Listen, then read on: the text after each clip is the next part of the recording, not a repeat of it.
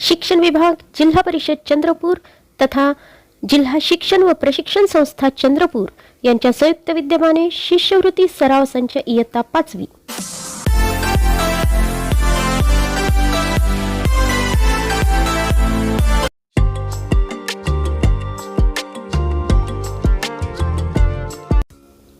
विद्यार्थी मित्रांनो, इयत्ता 5वीच्या शिष्यवृत्ती परीक्षेत वेगवेगळे विषय आहेत, जसे भाषा, गणित, इंग्रजी, बुद्धिमत्ता चाचणी व परिसर अभ्यास. तर आज आपण भाषा विषयाच्या संदर्भाने माहिती पाहणार आहोत. विद्यार्थी मित्रांनो, भाषा विषयाचे 3 घटक आहेत. त्यापैकी पहिला घटक आहे कार्यात्मक व्याकरण, नंबर 2 भाषेचा व्यवहारात उपयोग आणि नंबर 3 शब्दसंपत्तीवरील प्रभुत्व. तर आज आपण शब्दसंपत्तीवरील प्रभुत्व या घटकावरील एकाच शब्दाचे अनेक अर्थ शोधणे हा उपघटक अभ्यासणार आहोत. विद्यार्थी मित्रांनो, जेव्हा एखाद्या वाक्यात एकच शब्द 2 भिन्न अर्थाने वापरला जातो तेव्हा आपण त्या वाक्याचा अर्थ समजताना गोंधळून जातो. कारण हे शब्द दिसायला अगदी सारखे दिसतात, मात्र वाक्यानुसार त्या शब्दाचा अर्थ बदलतो. जर आपल्याला त्या वाक्यानुसार दोन्ही शब्दाचे भिन्न अर्थ माहीत असतील तर आपल्याला त्यावरील प्रश्न सोडवणे सहज शक्य होईल.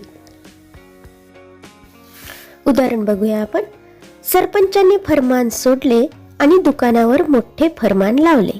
वाक्य पुन्हा एकदा वाचूया. सरपंचाने फरमान सोडले आणि दुकानावर मोठे फरमान लावले. या वाक्यात फरमान हा एकच शब्द 2 भिन्न म्हणजेच वेगवेगळ्या अर्थाने वापरला आहे. यामध्ये पहिल्या फरमान या शब्दाचा अर्थ होतो आदेश आणि दुसऱ्या फरमान या शब्दाचा अर्थ होतो फलक. आता हे वाक्य पुढील अर्थाने वापरले जाईल. सरपंचाने आदेश सोडले आणि दुकानावर मोठे फलक लावले. आणखी एक दुसरे उदाहरण पाहूया. अचानक पश्चिमेकडून वात वाहू लागल्यामुळे घरातील वात विझून गेली. परत एकदा हेच वाक्य वाचूया. अचानक पश्चिमेकडून वात वाहू लागल्यामुळे घरातील वात विझून गेली. या वाक्यामध्ये वात हा एकच शब्द भिन्न अर्थाने 2 वेळा आलेला आहे. तर यातील पहिल्या वात या शब्दाचा अर्थ होतो आहे वारा आणि दुसऱ्या वात या शब्दाचा अर्थ होतो आहे समईची वात. आता हेच वाक्य आपण अशा पद्धतीने वापरू शकतो. अचानक पश्चिमेकडून वारा वाहू लागल्यामुळे घरातील समईची वात विझून गेली. तर विद्यार्थी मित्रांनो, आज आपण अशाच एकाच शब्दाचे भिन्न अर्थ असणाऱ्या शब्दाचा अभ्यास करणार आहोत, जे तुम्हाला परीक्षेत उपयोगी पडतील आणि त्यावरील प्रश्न सुद्धा सोडवणार आहोत. शब्द आहे अंक आणि त्याचा अर्थ होतो मांडी व संख्या. शब्द आहे अंग आणि त्याचा अर्थ होतो शरीर, भाग व बाजू. शब्द आहे अंतर आणि त्याचा अर्थ होतो मन, भेद व लांबी. शब्द आहे अंबर आणि त्याचा अर्थ होतो आकाश, नभ व गगन. शब्द आहे बोट आणि त्याचा अर्थ होतो नाव व हाताचे बोट. शब्द आहे आस आणि त्याचा अर्थ होतो इच्छा व चाकांना जोडणारा कणा. शब्द आहे ऋण आणि त्याचा अर्थ होतो कर्ज, उपकार व वजाबाकीचे चिन्ह. शब्द आहे कड आणि त्याचे अर्थ होतात वेदना व गुप्त किल्ली आणि भांडण. शब्द आहे कर्ण आणि त्याचे अर्थ होतात कान, महाभारतातील योद्धा आणि त्रिकोणातील काटकोनासमोरील बाजू. शब्द आहे काळ आणि त्याचे अर्थ होतात वेळ, यम व मृत्यू. शब्द आहे चिरंजीव आणि त्याचा अर्थ होतो मुलगा आणि दीर्घायुषी. शब्द आहे नाद, त्याचा एक अर्थ होतो आवाज आणि दुसरा अर्थ होतो वेळ.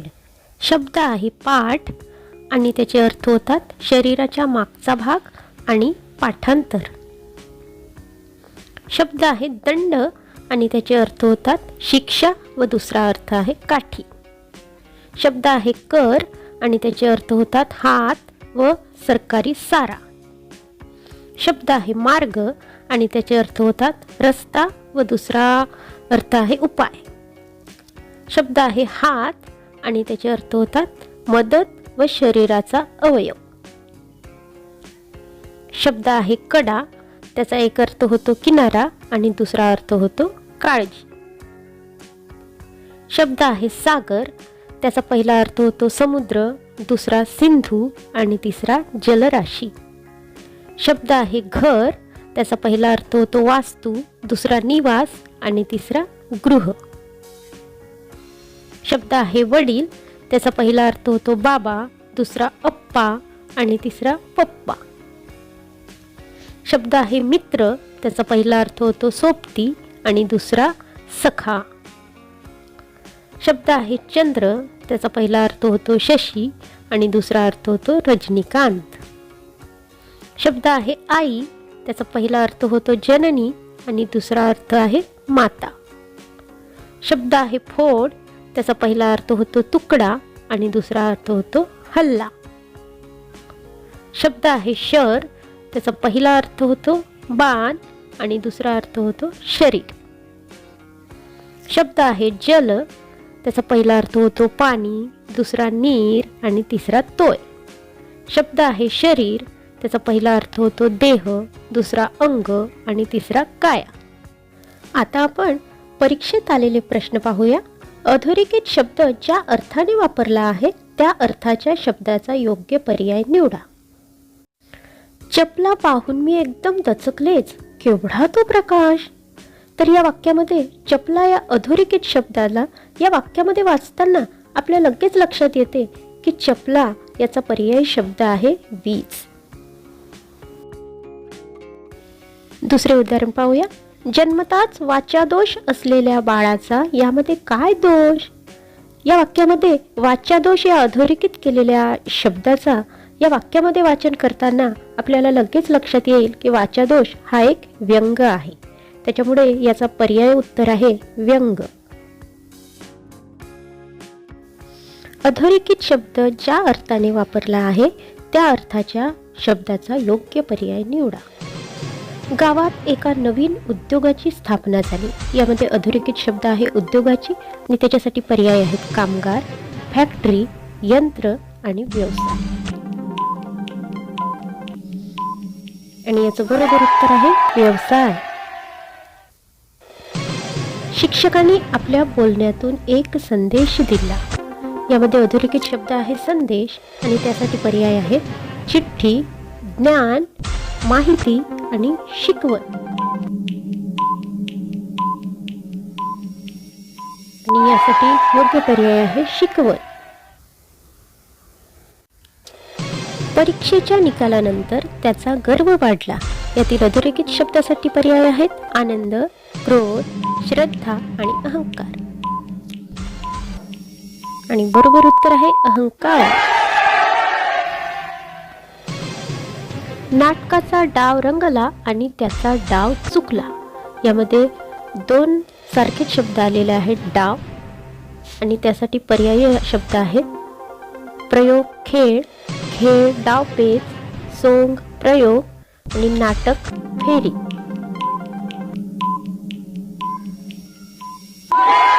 आणि याचे योग्य पर्याय आहे खेळ डावपेच.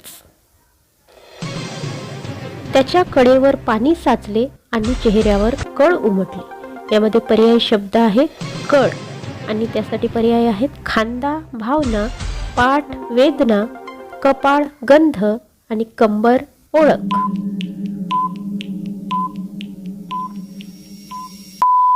आणि याचं योग्य उत्तर आहे खांदा भावना.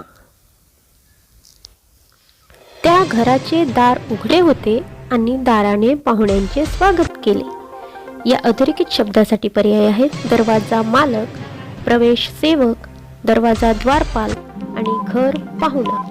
आणि यासाठी योग्य उत्तर आहे दरवाजा द्वारपाल. राजाच्या मनात फडफड झाली आणि कागदही फडफडला.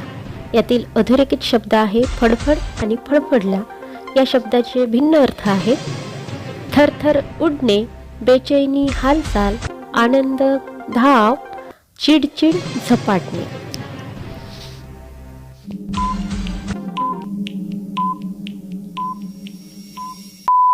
आणि याचे योग्य उत्तर आहे बेचैनी हालचाल.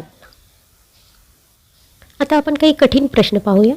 पुढे दिलेल्या पर्यायांपैकी कोणत्या शब्दाचे सर्व पर्याय बरोबर आहेत तो पर्याय निवडा. या ठिकाणी काही शब्द दिलेले आहेत आणि त्याचे भिन्न अर्थ दिलेले आहेत. तर आपल्याला योग्य अर्थ असलेला शब्द निवडायचा आहे आणि तो या ठिकाणी सिलेक्ट करायचा आहे.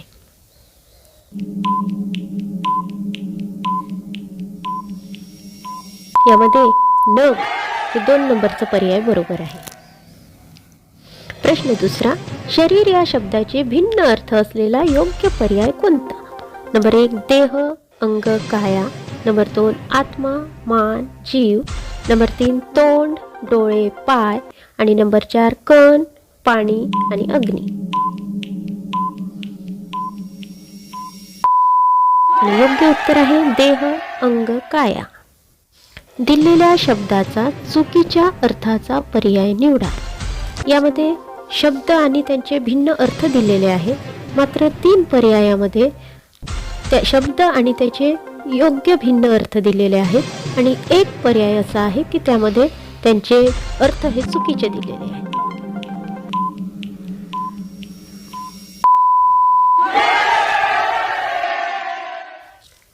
प्रश्न चौथा, विद्या या शब्दाचे भिन्न अर्थ असलेला पर्याय कोणता? नंबर 1 पाठ, वाचन, पुचकी. नंबर 2 ज्ञान, शिकवणी, अभ्यास. नंबर 3 विद्युत, वीज, शक्ती. आणि नंबर 4 लेखन, भाषा, संख्या.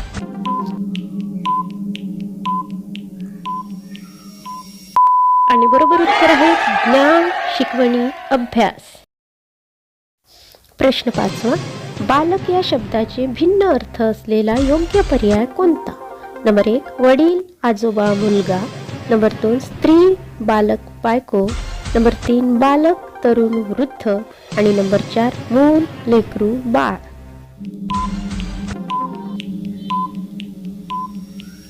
आणि याचं योग्य उत्तर आहे मूल, लेकरू, बाळ. धन्यवाद.